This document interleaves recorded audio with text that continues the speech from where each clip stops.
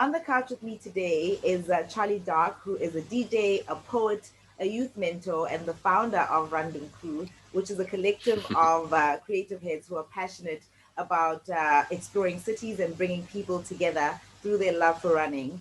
Now, Charlie has worked with incredible brands over the years, and today he'll be sharing his wisdom around how to work with big brands, especially when you're trying to build your own as a startup. Charlie, how are you doing today? I'm good. I'm very good. I'd say the sunshine is shining in London for once. Wonderful. It's warmish. Warm-ish. Yeah, and the uh, end of the lockdown is on horizon, so it's all it's good. coming, right? I'm not quite sure what that even means anymore. Everybody keeps talking about the new normal, and I'm just like, I don't think things will ever be normal again. Because every time I'm around people at a store, I'm just like, I'm just very uneasy nowadays. It's not Yeah, like that's what it used to be. Um, definitely. so like first off, I know that in my intro, I said what Random Crew is, but I don't think I summarized it to be quite what it is. So can you tell us in your own words what Random Crew is and how it came about? Okay, so Rundum Crew is a collective of people who like to move in whatever form that may be, whether it be running, swimming, cycling, and who encourage each other to be the best that they can be. Mm-hmm.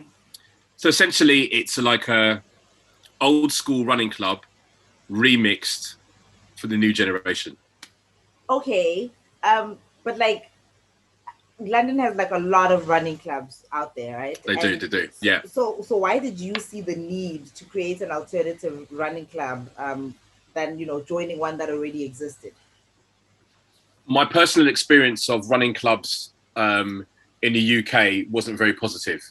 I didn't feel very welcomed. I didn't feel like there was a place for me.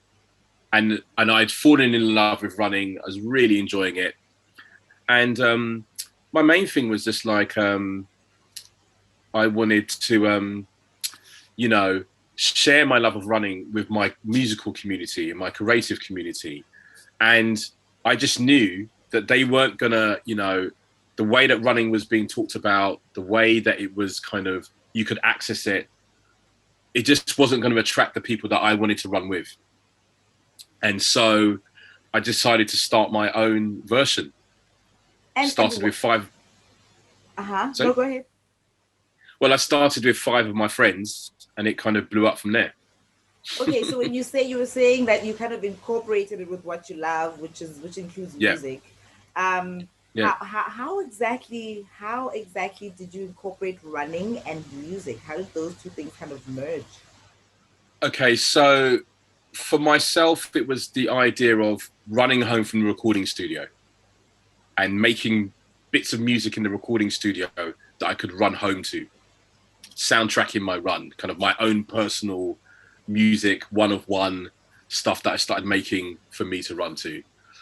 Because for myself, running informs what I do musically, and what I do musically informs what I do in the running world, and vice versa. It's a lifestyle. It isn't a thing where I stop my life to then go and exercise. It's just part of the everyday thing that I do. And from when I started running, it was kind of considered to be a bit weird to talk about anything other than running when you were running. And for myself, I was just like, I'm interested in art, I'm interested in streetwear, I'm interested in sneakers, I'm interested in culture. I'm not so interested in stats, time, distance, and the traditional way that how well you were doing at running was being measured. I found it a bit old school. And so I started my own run crew. And And mhm.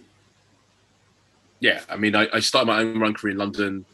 There was one that started in Amsterdam called by Pata. There was a New York crew called the Bridge Runners. There was a crew in Berlin called Gravity Team. There was kind of around the time I started. I started in end of 2006. Uh-huh. And over that 2006, 2008, all these other crews, you know, we found out about, or they started, or and this big global movement, began. And yeah, there's crews in South Africa that we hang out with, and they're really cool, and it's great. And how important is collaboration?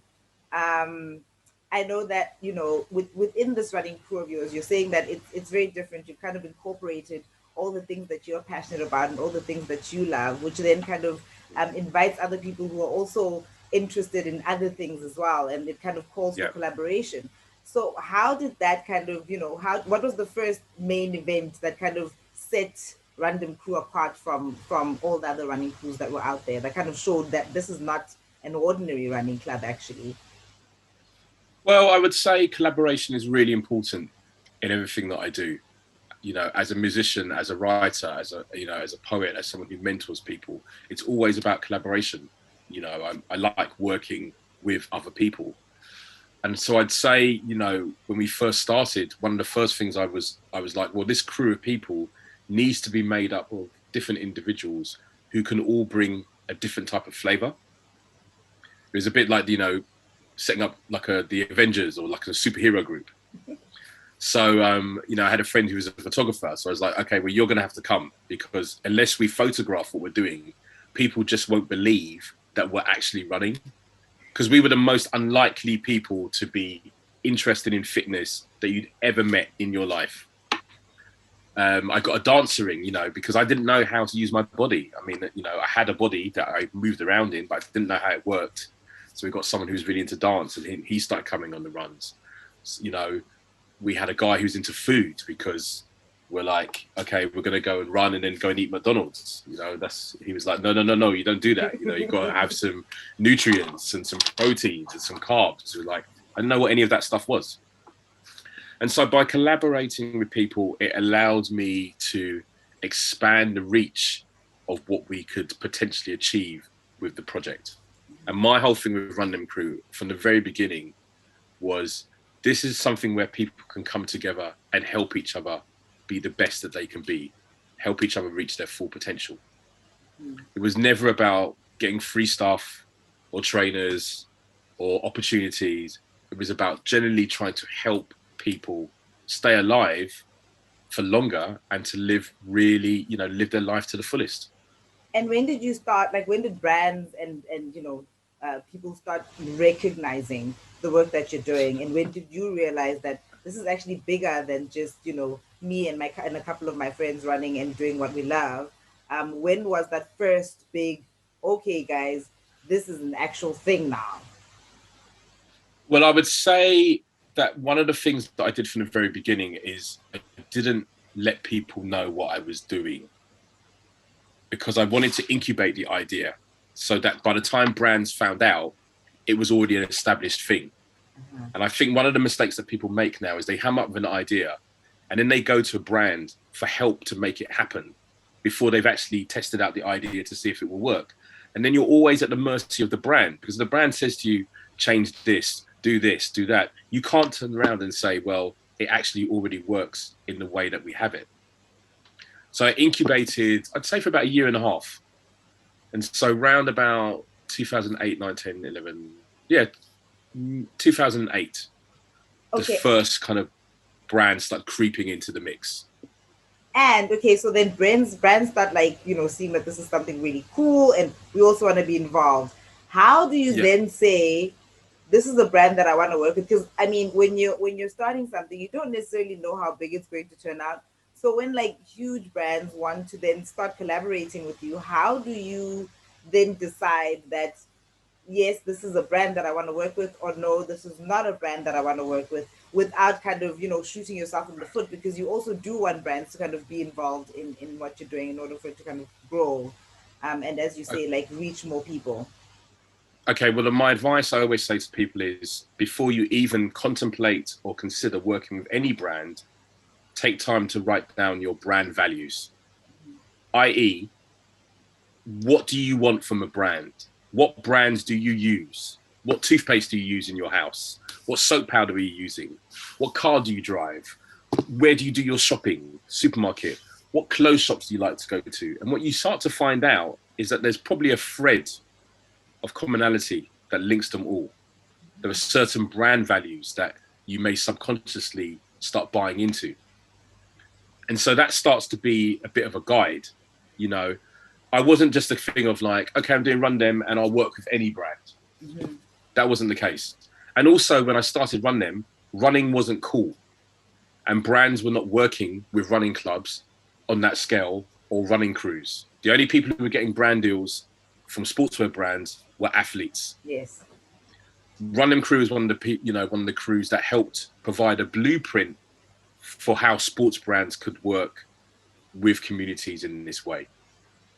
So my thing from the very beginning was like, this Run Them Crew idea is going to happen regardless of whether a brand are involved or not.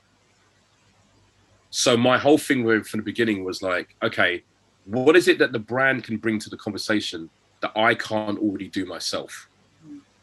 And so when I first started working with Nike, who were the first brand that Run Them Crew worked with, we worked with them for 9 years, but I already had a relationship with Nike anyway as a musician. So I was getting the garms, I was getting the trainers. And one day I suddenly thought to myself, actually, there's a deeper relationship that can be had here. What is it that the brand can access that I can't access? And what they had was space. And I remember sitting in my very first Nike meeting and they were like, so what do you want? And everyone around the table was expecting me to talk about money. And I was like, I don't want money. And as soon as I said that, everyone started leaning into the conversation and listening a lot more. How do you do that? How do you do that? How? You have confidence. You have confidence in what you are doing so that you are very, very clear about what it is that you want. I think a lot of people want to work with brands, not because they want to work with brands, but because everyone else works with brands. Mm-hmm. So they think that's the thing that I need to do. Mm-hmm. And because it's quite elusive about what people's relationship with brands are, people don't know what to ask for. So the most obvious thing that people ask for is money. And I was like, well, I don't really need money. I need a space. I need a safe space in London that I can get regular access to, where the young people who are part of this project will feel safe. It's in a neutral territory. And I need that space every week. And that's what I had for 9 years. And that was one of the best things that ever happened. Why was that so important for you? When you're working on an idea, it's about lining up your dominoes so that they start to fall in the order that you want them to fall in, so that you achieve the end goal. Mm-hmm. And a lot of people start ideas and go into these brand meetings and they've got no idea about what the end goal is, or what order they want events to happen. So they agree to anything. Why that was important to me, because I knew that if I had the support of the then second biggest sportswear brand in the world, this is another thing, never go to number one. Why? Number one doesn't have to have a conversation, because number one doesn't have to have a conversation with you because they're number one. Okay. Whereas if you go and speak to number two and number three, who are desperate to be in number one position, they're more likely to listen to you. And then you also catch the attention of number one, because if you start working with number two and your idea starts popping, number one then starts being like, yo, like, what are you saying? Can we work with you? And I learned that from DJing. I made so many records where I'd give it to the number one DJ and he wouldn't play it. And because the number one DJ didn't play it, no one else would play it, because they would be like, well, the number one DJ in the country is not playing the record, so it can't be that good. I learned very cleverly, give it to DJ number three, because he's so desperate to be in the number one position. He's going to be playing it and supporting it and supporting it. And ego is a really important thing to understand when you start working with brands. Brands have big egos. They all think that their product is the most amazing, life-changing thing in the world.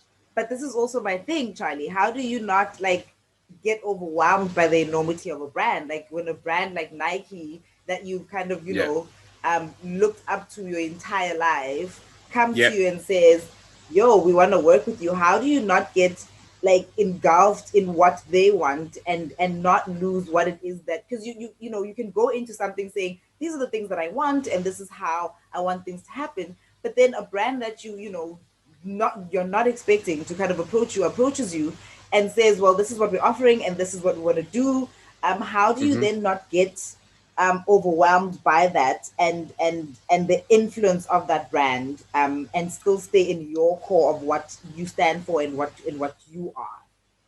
Well, I think again, I come back to this idea of be very clear about what your brand values are, what what you are prepared to accept and what you're not prepared to accept. That's number one.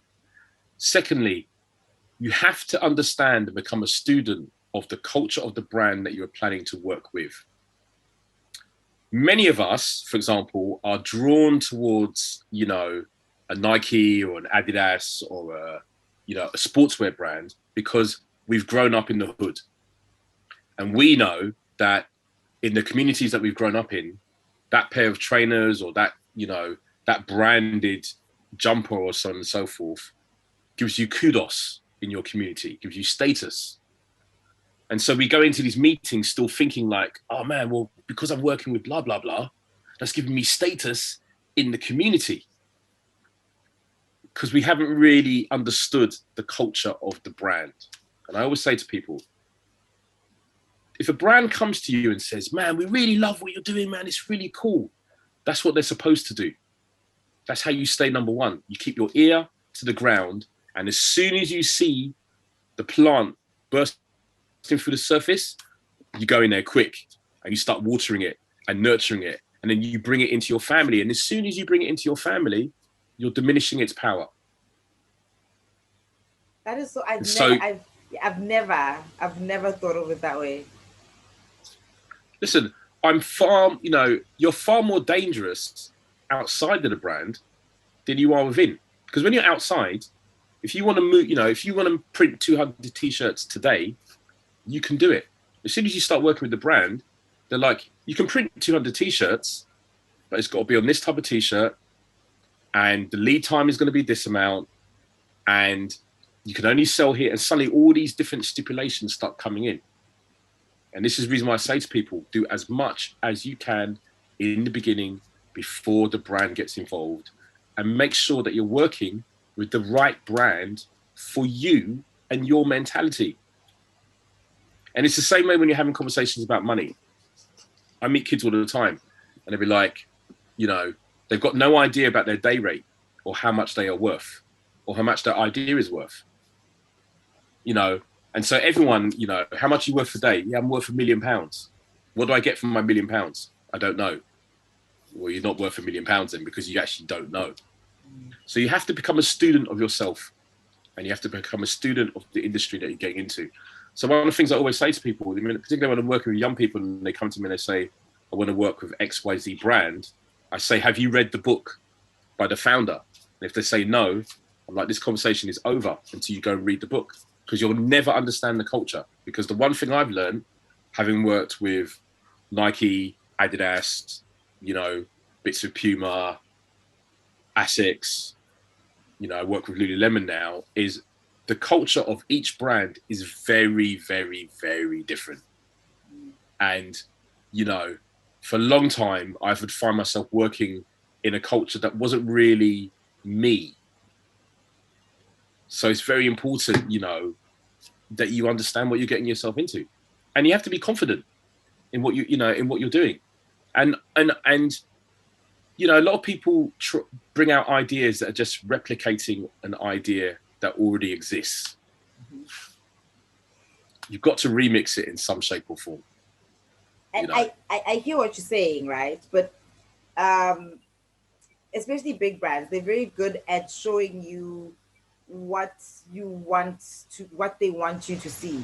So how Yeah, do of you course. know if a brand is not all talk when it comes to its values and what it stands for, to ensure that you're partnering with the right people and you're with the people who really stand for what you stand for? How do you really know? Research. You're going into a business partnership with someone who can make or break your idea. So you have to do research. It's like going on a date. When you go on your first date, you wear your best clothes. Yeah. By the time you get to date number 10, or you've been in the relationship for 2 years, maybe you're not bringing out your best trainers anymore, because you're all relaxing. So it's about research.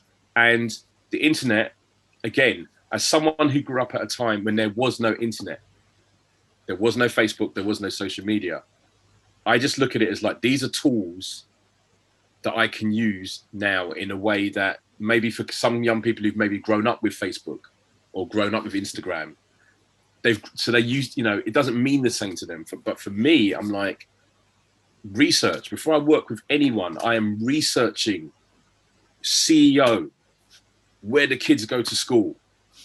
What do you do when you're not on the job? What do you like eating? When are the kids' birthdays? Because this is a mission, you know? And so once I've done my research and I've read my books, understanding, you know, the values of the brand and so on and so forth, it allows me to be a bit more prepared when I'm in those conversations. Mm-hmm. And then I'm not blinded by smoke and mirrors. Mm-hmm. I hear you. Because many of us will settle for product. You know, we get very excited. It's like, oh man, they gave me, you know, a box of shoes for free. The shoes cost them £11 to make. It's nothing for them to give them to you, you know. You can't eat shoes. You know what I mean? You can't pay bills with shoes. And so yeah, you know, a lot of social entrepreneurs struggle with that, you know, because sometimes you're doing something and you're doing something because you really love it, right? But making money is just as important as ensuring that you're making a change. How do you get out of that space of, I just want to change the world, but also understanding that in order for me to change the world, I need to make money and I need to make people understand that this is my worth? How do you go about having those kinds of conversations, especially with big brands? I think one of the first things is to do an analysis of your relationship with money. And so one of the things I say to people is like, I want you to go back in time to the first time you were really aware about money. And you're going to chart all of the significant moments where money has been involved in your life. The good moments and the bad moments. And again, you start to see a thread developing through, you know, the story, you know. And once that happens, it's then about having a conversation with understanding it's okay to make money. We've been told this narrative, like, if you're in the arts, man, it's all about the arts. It's just about being creative. You know, I'm 50 years old. I've got mortgage, kids, cars. You know, just being creative is not going to pay for that lifestyle. So I think one of the things is, you know, is being very honest with yourself about what money means to you. And when you make money, what you're going to do with it. You know, because as you and I both know, we know a lot of African people, old African people, they got a lot of money. Mm-hmm. It's not doing anything. It's just, you know what I mean? It's either in the bank, or it's underneath the bed, or it's in a box, or it's tied up in a, you know, some gold, or some, you know, some cloth, some rare Ghanaian cloth that's sitting somewhere. And yeah, it's kind of, you know, being money aware and trying to kind of, you know, it's okay to go and talk to someone who knows more about money than you do to help you. And again, internet is a really amazing source of research. Of, you know, the problem we have is a lot of people want the dream, but they're not prepared to do the work. And they fall into this trap where they're like, yeah, man, but Jay-Z, you know, he was a drug dealer and now he's a billionaire. And Kanye, man, you know, he was the T-boy in the studio, but now he's a billionaire. What no one's telling you is like, these guys hang out with the best financial advisors in the world. You know, it's like when you start making money, you know, and you're hanging out in the right circles, you suddenly start meeting people who've got more money than you, who then start advising you on the best way to invest, spend, and so on and so forth. But what a lot of us do when we get some money is we have to go and tell the hood that we've got money. So we buy a chain, buy a car, we buy all this stuff that actually just depreciates in value because our egos are so fragile, and we've been brought up in this society where it's about showing your neighbors what you've got. One of my biggest lessons that I learned was sitting in a meeting with millionaires and billionaires, and they all had plastic watches on. And I was just like, yo, this is crazy. Like, you would never know that any of these guys had money, but they were really happy. What did you take out of that? What did that do for you? What did it mean to you? What I took out from that is, you know, back in the day, you didn't know what your neighbor had in their house. You didn't know how much money they made. You just didn't know. When the Instagram came along, it became a thing to show people what you had. So now my thing, what I took from that is just be humble. You know, people don't need to know what you are doing behind closed doors. And if you are going to tell them, be sensible. Because essentially, what you think about it, like we look at celebrities' lives and we think they're telling us everything about their lives, but we don't realize that their lives are curated. So they're curating a lifestyle for us to buy into, which ultimately results in them making more money.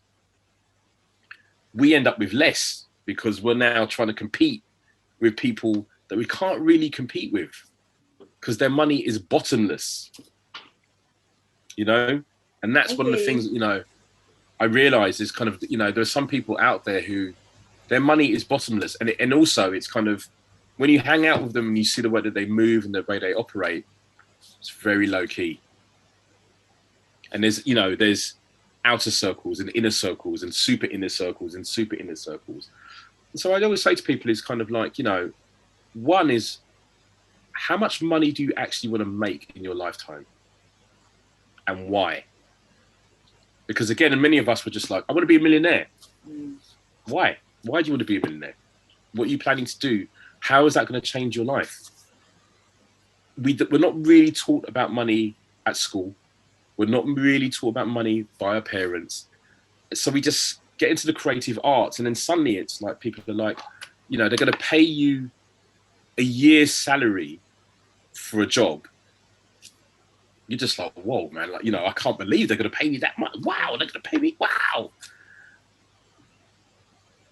Because and to us, we're sitting there, it's like the first time you go and DJ, I can remember the first time I DJ'd and I got £50. And I was like, wow, that is a lot of money. Mm-hmm. I can remember the first time I got a check for £1,000 from DJing. I was like, wow, that's a lot of money. I can remember at my peak when I was like, getting £5,000 to DJ. But then you hang out with people who are getting, £25,000 or 50,000. So it's bottomless, it's endless. And so then the thing becomes of like, how much money do you need to be happy? What are you planning to do with it? And what is your day worth? Like how much are you worth per day? That's the thing I say to any person who's creative is if I employ you for the job, how much are you worth? And more importantly, what do I get for that money? I hear you. I hear you. It's such a, I'm sitting here going, oh my God, I feel attacked. So like, Charlie, stop. Because like as a creative person, because you're doing something that you love and something that you enjoy, you always kind of shortchange yourself and you always say, oh, well, at least I'm getting paid because you've just been taught that the arts is not something that is worthy to be paid for. Do you know what I mean? Yeah. So getting out of that space of, this is what I'm worth and this is what I do. And this is actually, it's my job. It's not just, because it's fun. It doesn't necessarily mean I should not be getting paid for it. But I think we've not been taught to negotiate, for example. We've never been taught to sit and say, well, I hear that you're saying you're offering me, 50,000, but I'm saying what I am willing to offer you is 70,000. So how does a person get out of that space of saying, I know I'm great. I know I'm good at what I do. How do you move or how do you shift from the space of saying, this is a really great opportunity for me. I should just take it to, getting to a place where you're saying, actually, I know what I have to offer is a lot more than what you're offering me. How do you get to that comfortable place of being able to do that? Well, I think one of the things is, learning to talk about money without being embarrassed is really important. Learning to talk about large sums of money without getting excited is important, because, it's always a game of poker, really, And so, and brands are very clever. They put an amount of number on the table and you're like, Just be cool. You know, if you're confident, I think if you're confident in your abilities and you know what you bring to the table, you know, and you're not just parroting what everyone else says. So it's like when you talk to rappers, why are you good? Oh man, you know, my music's so original, man. You know, it's like I talk from the heart. Speak to the next rapper. Why are you original? Oh man, you know, I talk from the heart. Everyone's saying the same thing. But actually being able to pinpoint facts of when you employ me for this job, this is what you get. So whether that's, you know, X amount of social media following or, you know, that, which is even not even enough. It's about, you know, it's about being able to talk about what you do in a way that's so understandable for the client that are like, that is the person for the job. You know, this is like a lot of inner work. It's a lot of inner work, which again, many people don't want to do. They just want to basically have the lifestyle, because ultimately, at the end of the day, Beyonce doesn't really tell you what goes into her being Beyonce. Yeah. So we just think it's, oh man, you know, it's just, she just made an album and she put it out, because that's the narrative that we are led to believe. But we're not told about the payment that goes here and the promotion that's being done here and the conversation that was had with this person, or how all these people are under the management of this person. And so that's how that door opened, and so on and so forth. So again, as I say to people, you have to roadmap the career that you're trying to have with very clear things that you're trying to achieve. You know, so it's the, you know, I always say to people, the 3-year plan. You know, in 3 months' time, what is it that you're hoping to achieve? Brilliant, great, okay. And then we work backwards. We start thinking, okay, what are the dominoes that I need to put in place in order to get to the landmark that I'm trying to achieve? And then from that landmark, we move forward. Forward planning. You've got to be a scientist of the game. You've got, you know what I mean? It's like, you know, people know more about their, you know, how to work their phone than they know about how to work their own career. Just like, you know, prioritizing on you know, yourself, doing the work that you need to do so that you can have a career. Lots of us just want a job, but we're not thinking long term about the career, i.e., you know, I'm 50 years old now. When I go and DJ, I'm DJing with 20-year-olds. It's very, very different, you know. So I don't really want to be starting my set at 4 o'clock in the morning, because I want to be in my bed. Like, I want to be in my bed by that time. So what do I need to do to make sure that I'm getting the 12 o'clock slot? You know, and how do you stay on top of your game, Charlie? Like, I hear you saying, you know, you plan and, you know, this is what you want to do, but life as an entrepreneur is is very unpredictable. Like, there's so many ups and downs. Yeah. Yeah. So how do you stay on top of your game regardless of like the ups and downs, and you say, you know, but this is my plan and this is still my vision and this is still where I want to go, when life is so, and especially now in the time that we're living with, you know, how do you still remain focused on the end goal? You have to have a life outside of, you know, the big idea, because it's all interlinked together. This is one of the things I would say to people is like, I don't run because I want to run marathons. I'm running because I know that keeps me sharp mentally. And also the time that I spend, you know, when I'm out running is a time when no one can get hold of me on the phone. I'm not thinking about emails. I'm not watching Netflix. I'm not doing it. It's just me, myself time to think and focus on myself, on me. You know, many of us, we want to live the creative lifestyle.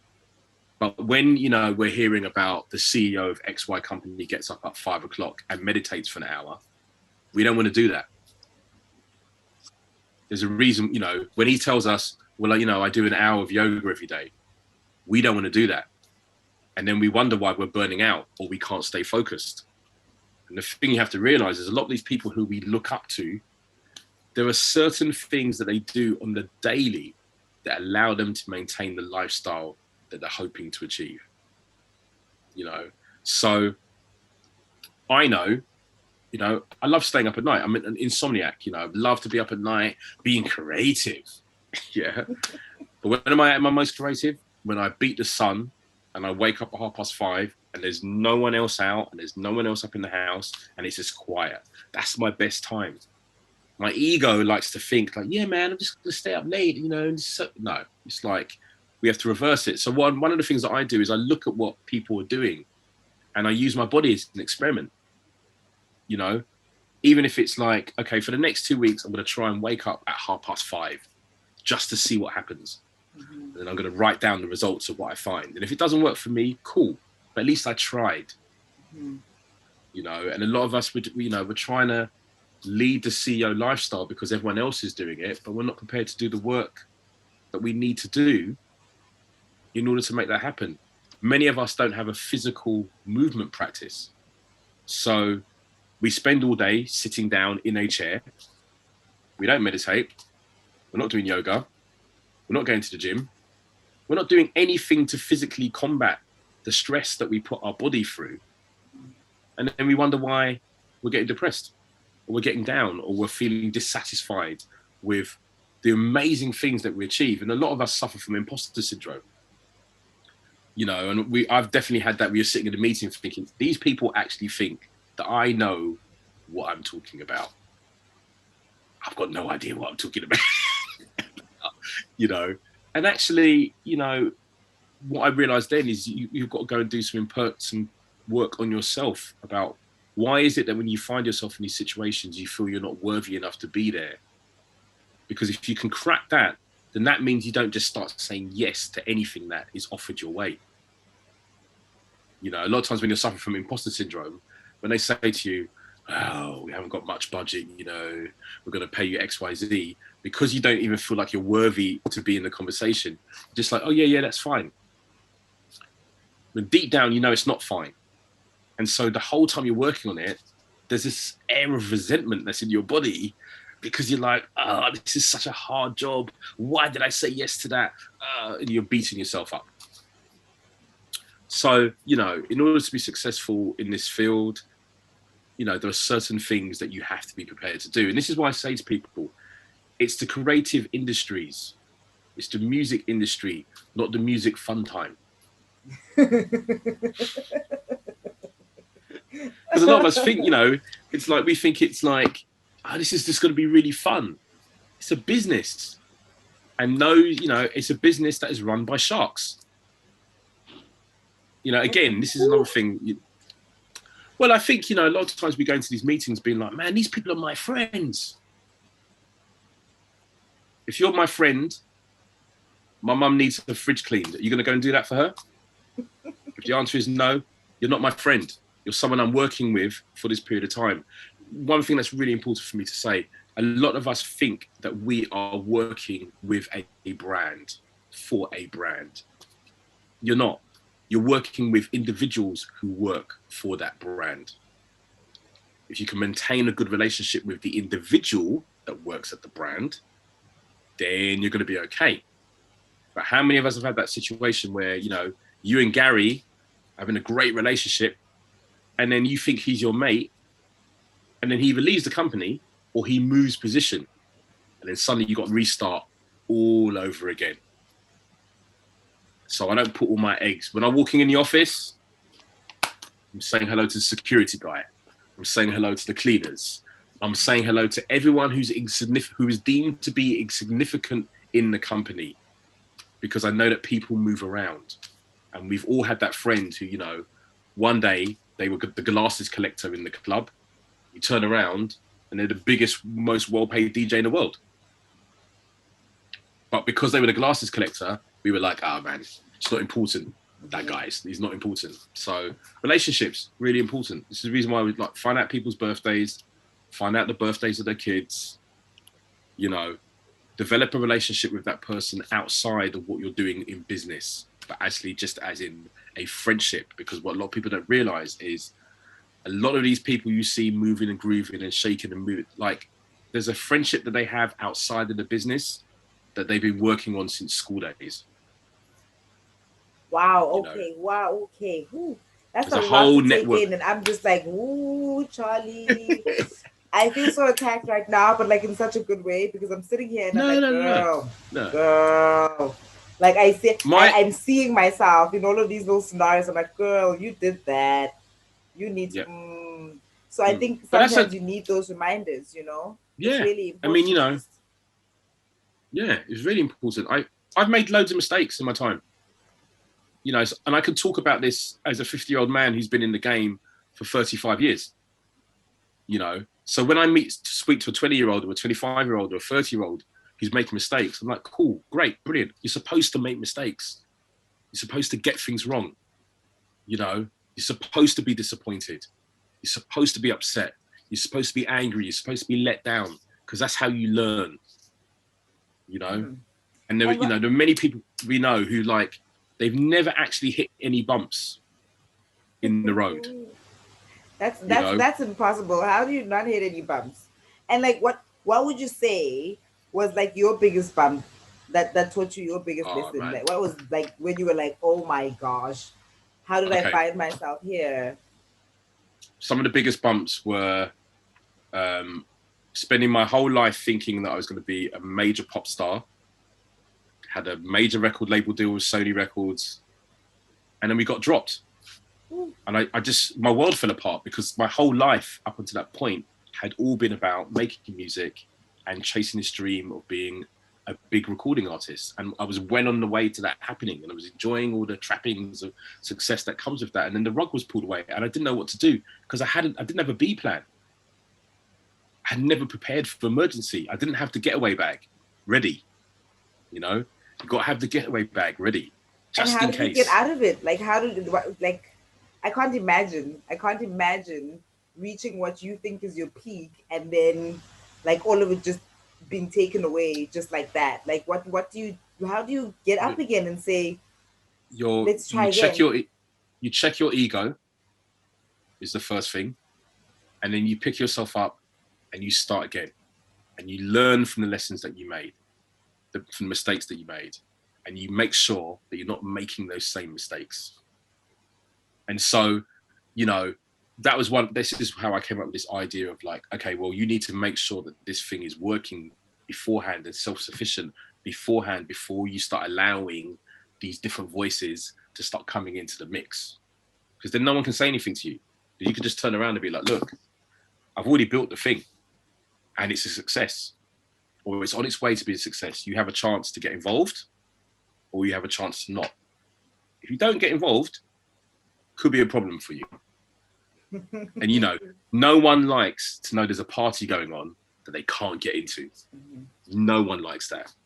You know, I think that's something that you've managed to do in such an incredible way. Like when I think of what influencing is or what influencers are, I think you were an influencer before influencing was like a thing, thing, and yeah, like it was like, oh, yeah. look at me, I'm an influencer. How did you Mm. realize that that was a part of who you are, a huge part of who you are, and that you could also monetize on that while helping others as well?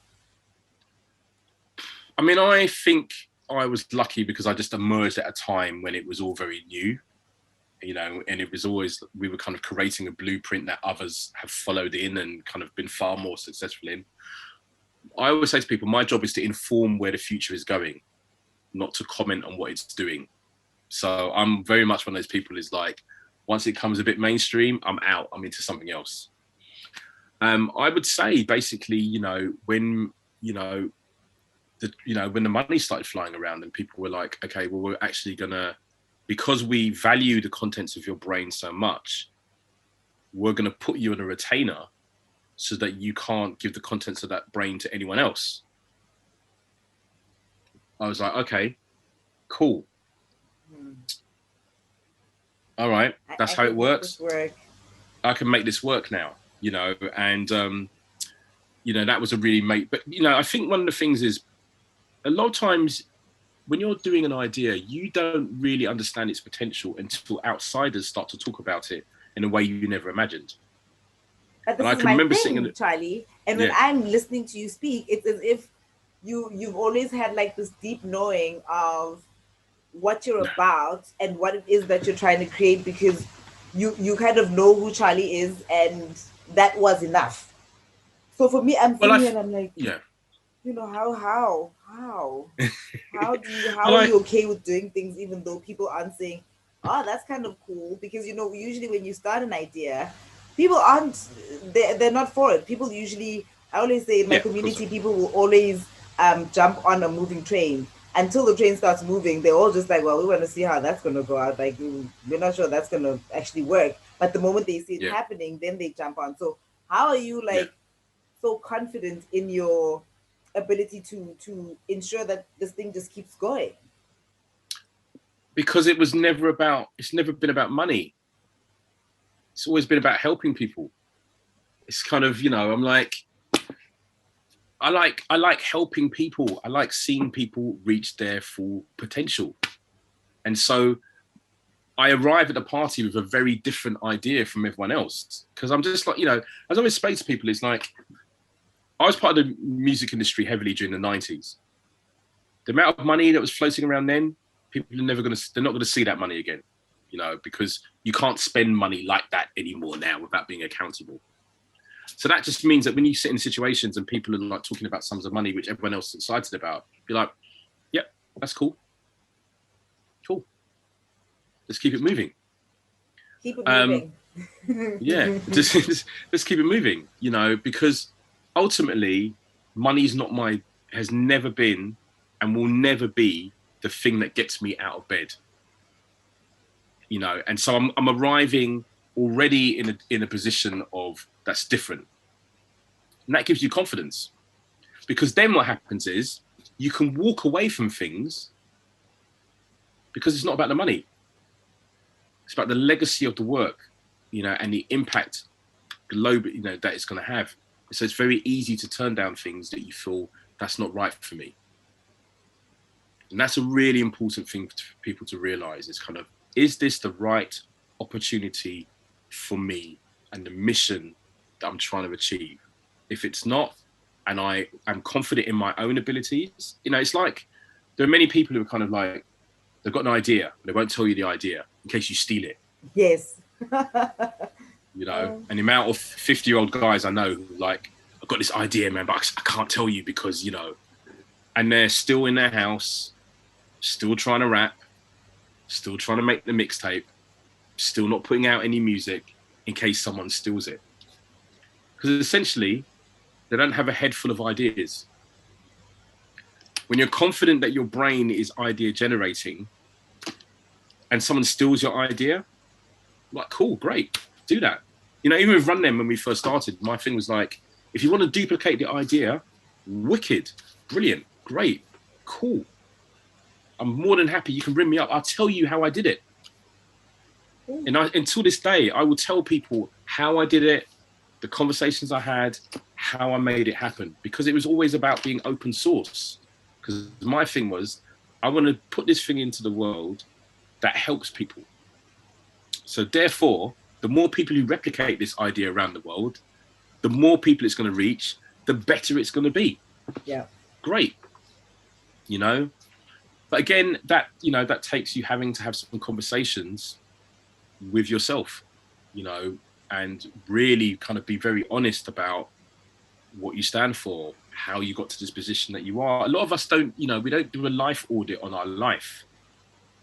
So at no point do we, I mean, our parents do because they like to talk about the past all the time, but a lot of us, we don't actually audit, like, when were the highlights and what were the patterns that happened in those highlights to that moment, you know? And what happens is money comes, because a lot of times when you first start an idea, you're not thinking about money. You're just thinking about, I just want to do it, And one of the things I try and maintain, and that's really helped me during lockdown, is maintaining the enthusiasm for life that I had in my teenage years. Where it Wow. was like, I will DJ in my bedroom for 6 hours with the 10 records that I have because I just love it. This is amazing and brilliant. Wow. And what would You you know, say that you learned about yourself that you didn't know before, like during lockdown? Because I think lockdown has forced us to be more introspective, whether you are that person or not, whether you like to look in or mm, not. Lockdown kind of, it forced a lot of us to look at some things that we were not willing to look at for a long time. So for you, Mm. what would you say was the one thing that you learned about yourself that you didn't know before? I would what I learned about lockdown is rediscovering the joy of youth. That's been really, really important. Um, what I would say is, I mean, I knew I was resilient, so it wasn't that actually. I think maybe it's made me look at my friendships with people, you know, and my reasons for doing what I do as well. I've had to kind of reassess that in some way as well. If anything, what I've learned about myself is I've learned that I'm slightly odd, but I'm quite Slightly. comfortable. Slightly, yeah, but I'm quite comfortable being an outsider. I'm cool with that. There was a time when I'd like to walk into the room and I wanted people to know who I was. Oh my God, it's Charlie Dog. He's here, man. Wow. And now I quite like the confusion where they're like, well, I know he does something and I know he's, doing something, but I don't really know who he is. And I'm really happy with that. The plastic watch is really good. You're that guy now. You're that guy And now. the plastic watch guy now, and for a lot of times, in a lot of the work that I'd done, it was all about, like how you got to have the car, you got to have this, and you've got to be seen with this person and that person. And actually, when you spend a year, around, your partner, that's it. Suddenly you're like, you know what? I don't need to turn around and have 300 people running behind me. So, Cool. what would you say that's the thing that you say you learned you could live without, or was there anything Yeah. specific that you're like, actually, if I could never get that again, it's okay. I'll be fine. Oh yeah, definitely. Like I don't need the mass recognition by large amounts of people. I am, if anything, what I've realized is embracing the quirks in your personality and making those your strengths is a really good thing. And also this idea about doubling down on creating the type of world that you want to live, work, and operate in. That's been really important, and being comfortable in that. So a classic example is, I was in New Orleans about a week before the kind of global lockdown, and I got back to London, and I was saying to all my DJ friends, I was like, "Yo, man, it's kind of what you're going to be doing, like, because clubs are closing," and everyone was like, "No, man, clubs are going to be open, it's going to be fine." And I was like, "Well, I'm really thinking about, getting more into radio, and obviously the ego wants you to be in the club with 1,000 people all going crazy. So radio's a bit like, But I was really like, man, I'm really, I'm going to embrace this radio thing, and I'm good with that. And that was one of the best things, You are decisions. just by the way, like, just by the Thank you. way, like, wow, like you're, woo! I thought you were a great DJ, just like Oh, mixing thank you. music, but like, Yeah. woo, yeah. Just sorry, you can Yeah. continue. I had to throw that in there. Thank you very much indeed. But yeah, it's kind of, I just think just being comfortable with yourself has been really good. Really, really, really good. In realizing, this is an important one. A lot of us, when we are creatives, one of our biggest opponents are our parents and the lack of parental support or understanding of what we're trying to do. And I think a lot of us spend a lot of time and energy kind of fighting against this kind of tradition and this idea of like, they just don't understand me, man. They're not supposed to. How are you okay with that? How are you okay with that? How do you start seeing your parents as just people and not saying, oh my gosh, these are my parents and I need to make them proud and I need to do A, B, and C in order for them to be okay, and let me put, my wishes and my dreams and my ambitions before what they wish for me. How do you expect, like, I mean, as an African child, I can tell you that it's one of the hardest things to just even, very hard. Speak up to your parents and say, well, I don't really agree with what you're saying, mom. It's hard. So so how do you just say, I'm going to live my life the way that I want to live, and not consider that? I think one of the things to try and do firstly is to try and understand the life that they've led. I think a lot of us just kind of, we grow up and we kind of just accept our parents, but we don't really start thinking, okay, well, what would it have been like to be 30 years old, arriving in London, from New York in the wintertime with no friendship network, in a, arriving with these dreams that didn't happen, how would that affect your behavior and your decisions? That's one of my big things. It's been like, okay, you know what? Actually, when you were 30, what, you know what I mean? Would you have been able to do that? Maybe not. It's So then so you're strange. understanding. It's so Yeah. strange you're saying that, because I was thinking about that exact same thing this week, and I was like, my mom was 40 and she was raising, like, my siblings were teens, and like I was Mm, like, man, I can't imagine. Like, I'm 36 this year. I cannot imagine having four kids at 40 and living the kind of life that my mother was living at that time. So it's just really mm, interesting that you're saying that. I yeah. don't think we take the time to look at our parents' lives and see them We as don't. people. Mm. We just see them as parents, and so I think actually, like, I found, my mum showed me a picture of her when she was 16. It was mind blowing. I was just like, I've never imagined you as a teenager. Like, I never imagined you as a teenager. Like, that's wild. So I think, that's kind of, and I think, also I think, trying to understand that, ultimately it's your life. And, you can try and do these things where you feel like, okay, well, if I do this job, that's going to be the one that's going to impress them. If they don't understand the world, it doesn't matter, because as far as they're concerned, you're Charles, their son. You know what I mean? So actually, I think just, thinking to yourself, let me do this for me. Let me work on my relationship with my parents, and actively try and do the work that I need to do. Maybe when I'm around there and they say something that I don't agree with, I don't have to fly off I can just be like, cool, keep it moving, because a lot of us are reactive. We still react like we're teenagers. Man, I can't believe you said that, man. Wow. But you're like you're a big man now. You know what I started doing? I started looking at my own kids and how they were behaving. Just being like, whoa, like. Ooh, that's my mother's favorite thing to do. She's like, yes, Tewa. Just keep telling her. I'm like, she's so cheeky. I can't believe it. And she's like, well, she's yours. And I'm like, I don't understand. Like, is that how you see me, mother? And I think only once you start having your own children, you're right. Only once you start having your own kids and you start seeing yourself in them a little bit, you start thinking, ooh, my parents Yeah, had a lot to work yeah, with. yeah. So yeah, so it's kind of, I think it says people like being a creator. It's amazing to get paid to do something that you love.